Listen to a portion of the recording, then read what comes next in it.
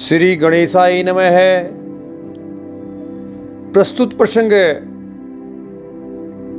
भविष्य पुराण के अंतर्गत लिया गया है, जिसमें हरतालिका व्रत की कथा का वर्णन किया जाएगा।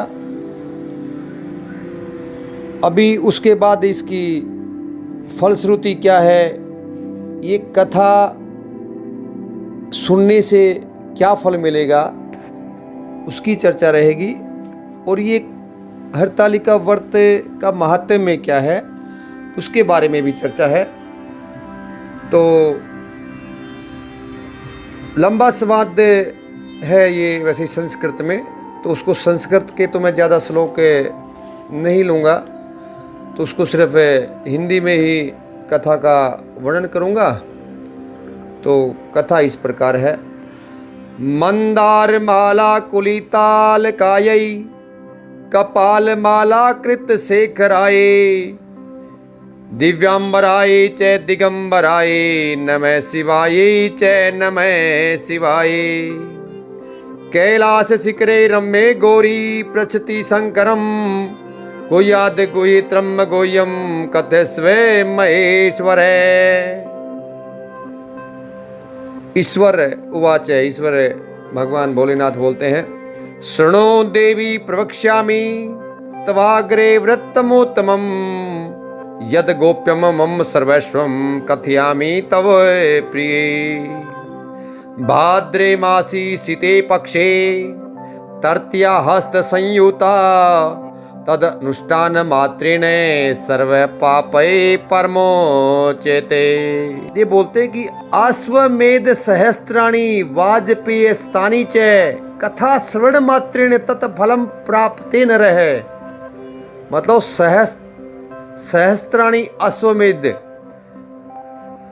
1000 अश्वमेध यज्ञ और शतानी वाजपेय यज्ञ, सैकड़ों वाजपेयी यज्ञ, ये कथा श्रवण से ही फल मिल जाता है। कथा इस प्रकार की है कि शंकर जी ने पार्वती को कहा कि एक बार तुमने हिमालय पर्वत पर जाकर गंगा किनारे मुझको पति के रूप में पाने के लिए बड़ी कठिन तपस्या प्रारंभ की थी।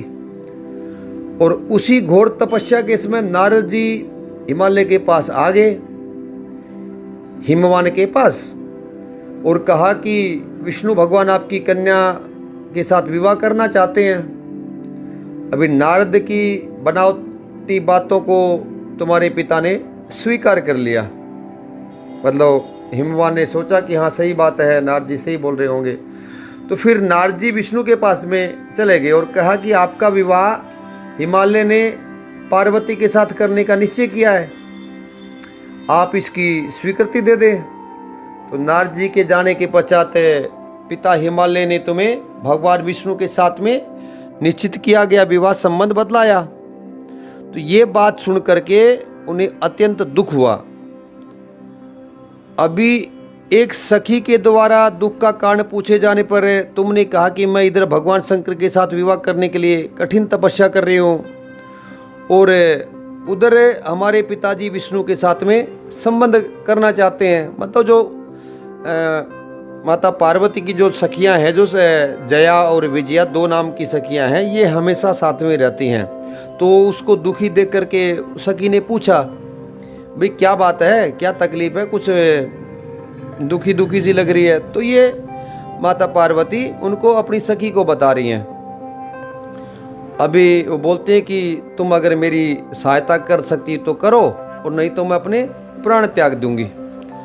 तो जो सखी थी उसने वो जो बड़ा धीरज बांधा, और धीरज बांधते हुए कहा कि मैं तुम्हें ऐसे वन में ले चलती हूँ जहाँ पे तुम्हारे पिताजी को पता ही नहीं चलेगा, और इस प्रकार तुम सखी की सम्मति से घने जंगल में चलेगी। मतलब महादेव जी पार्वती को ये कथा सुना रहे हैं, बातें बता रहे हैं, बोला ऐसे ऐसे बातें चली हुई थी, और यहाँ पे इधर तुम्हारे पिताजी हिमालय ने घर में इधर उधर खोजने पर जब तुम्हें नहीं पाया तो बहुत चिंता होगी उनको। और क्योंकि नारद ने विष्णु के साथ विवाह करना मान लिया था, तो वचन भंग होने की चिंता से उन्हें मूर्छित कर दिया। तब सभी पर्वत ये तथ्य जानकर तुम्हारी खोज में लग गए। तो हिमवान तो पर्वतों के राजा हैं, तो सभी पर्वत भी मतलब माता पार्वती की खोज में लग जाते हैं। तो उधर सखी सहित तुम सरिता किनारे की एक गुफा में मेरे नाम पर तपस्या करने लगी। पार्वती जी को ये कथा कर रहे हैं, तो पार्वती तो तपस्या कर रही थी उधर अंदर गुफा में बैठ करके। तो भाद्रपद शुक्ल पक्ष की जो तृतीया का उपवास रख करके तुमने शिवलिंग स्थापित करके पूजन किया और रात्रि को जागरण भी किया। और तुम्हारे इस कठिन तप के कारण मुझे तुरंत तुम्हारे पूजन स्थल पर आना पड़ा। मतलब माता पार्वती ये भाद्रपद की शुक्ल पक्ष की तृतीया को उपवास रख करके शिवलिंग की पूजा करती हैं और वो पूजा से प्रसन्न होकर के महादेव जी वहाँ पे साक्षात दर्शन देते हैं। और तुम्हारी मांग तथा इच्छानुसार तुमको मुझे अर्धांगिनी रूप में स्वीकार करना पड़ा। तत्पश्चात मैं तुरंत कैलाश पर्वत पे चला गया। अब प्रातः वेला में जब तुम पूजन सामग्री नदी में छोड़ रही थी, मतलब कि दूसरे दिन रात को, तो पहले दिन तो पूजा कर ली, पूजा करके दूसरे दिन जो उसको जो शिवलिंग जो बनाया था उसका विसर्जन के लिए जाती है माता पार्वती। तो विसर्जन के टाइम तो नदी में विसर्जन के लिए जाती है। तो उस समय हिमवान वहाँ पे पहुँच गए। वे तुम दोनों को देख करके पूछने लगे, बेटी तुम यहाँ कैसे आ गई? मतलब सखी को और पार्वती जी को देख करके कि बेटी तुम यहाँ पर कैसे आ गई? तब तुमने वो विवाह वाली जो बात थी कि मैं तो ऐसे ऐसे तपस्या कर रही थी और ऐसे ऐसे करके महादेव जी के साथ में विवाह करूँगी, तो ये बात बता दी। वे तुम्हें घर पे बुला लाए और उसके बाद शास्त्र विधि से तुम्हारा मेरे साथ विवाह हुआ। तो ये हरितालिका व्रत का जो नामकरण है वो सखी द्वारा हरि जाने पर इसका नाम हरतालिका मतलब हरतालिका पड़ गया। और शंकर जी ने पार्वती से यह भी बताया कि जो स्त्री इस व्रत को परम श्रद्धा से करेगी उसे तुम्हारे समान ही अचल सुहाग मिलेगा। देखिए यहाँ पे मतलब पार्वती और भगवान शंकर का संवाद चल रहा है। अभी माता पार्वती बोलती हैं कि नामेदम कथितमतेव विधिम वद मम प्रभो, कि हे प्रभो मुझे विधि बताइए। किम पुण्यम किम फलम चासे केन च क्रियते व्रतम, इसके क्या पुण्य है, इसका फल क्या है, फल क्या है वो। तो भगवान शंकर क्या बोलते हैं, शृणु देवी विधिम वक्षे नारी सौभाग्य हेतुकम। मैं इसकी विधि बता रहा हूँ जो कि नारी के सौभाग्य के लिए है। ये बताते हैं कि घर पे तोरण आदि वगैरह सजा करके और नाना प्रकार के वस्त्रों से उसको अपने घर को सजावट करनी चाहिए। और आगे बोलते कि स्थापयेद बालूका लिंगम पार्वत्या सहितमम, कि बालू मिट्टी बालू का लिंग बना करके पार्वती के साथ में स्थापना करनी चाहिए। पूजयद बहु पुष्पैश्च गंध धूपादि भीर्नवई ही। उसके बाद वो जो बालू का लिंग बनाते हैं माता पार्वती के साथ में, उसको गंध पुष्प धूप दीवी नैवेद्य आदि से उसकी पूजा करनी चाहिए। यहाँ पे कुछ मंत्र अगर किसी को आते तो मंत्र उच्चारण कर सकते हैं, जैसे कि ओम नमः शिवाय शांताय पंचवक्त्राय शूलिने नंदी भृंगी महाकाले गणयुक्ताय संभवे शिवायै हर कांतायै परकते सृष्टि हेतवे शिवाय सर्वमांगल्ये शिवरूपे जगन्नमये शिवे कल्याण दे नित्यं शिवरूपे नमोस्तुते शिवरूपे नमस्तुभ्यं शिवाय सततं नमः नमस्ते ब्रह्मचारिणे जगद्धात्रै नमो नमः। तो बोलते हैं कि ये कुछ मंत्रों से माता देवी की और भगवान की पूजा करनी चाहिए। और ये कथा सुननी चाहिए। और कथा के बाद ब्राह्मणों को जो भी जैसा श्रद्धा अनुसार अपना दान दे दो और यथाशक्ति दान देना चाहिए। कृत्वा वर्तेश्वरम देवी सर्व पापैहि प्रमुच्यते सप्त जन्म भवेत राज्यम सौभाग्यम चापी वर्धते।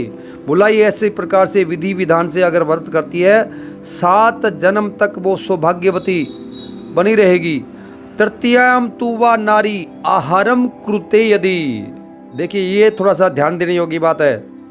अगर इस दिन आहार कर लेती है, क्योंकि ये जो व्रत होगा, ये जो उपवास होगा, ये निराहार होगा।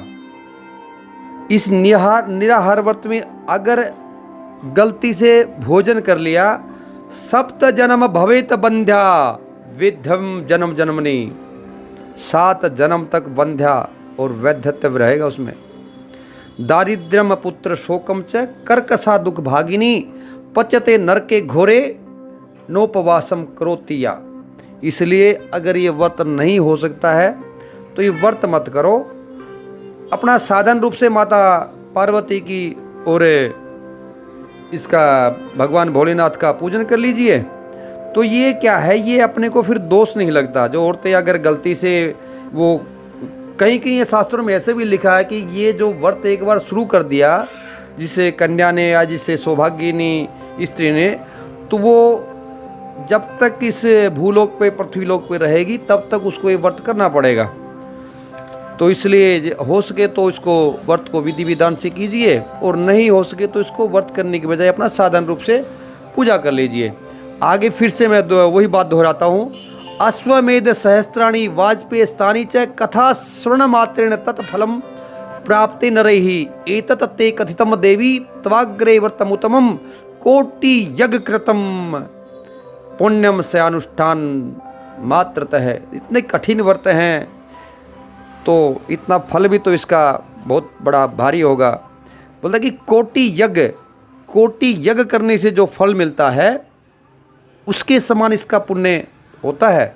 और इस व्रत का कथा सुनने वाले को, ध्यान दीजिए, सुनने जो कथा या आप सुन रहे हैं, ये कथा अगर आप हरतालिका तीज के दिन आप अपने घर पे ही अगर दीपक लगा करके ये कथा को सुनते हैं, दूसरों को सुनाने के लिए प्रेरणा देते हैं, प्रेरित करते हैं। अश्वमेध सहस्त्राणी, 1000 अश्वमेध यज्ञ और सैकड़ों वाजपेयी यज्ञ का फल मिलता है। तो कथा अवश्य सुनिए और भगवान भोलेनाथ और माता पार्वती सदा हम सभी पे प्रसन्न है। ओम नमो नारायणाय।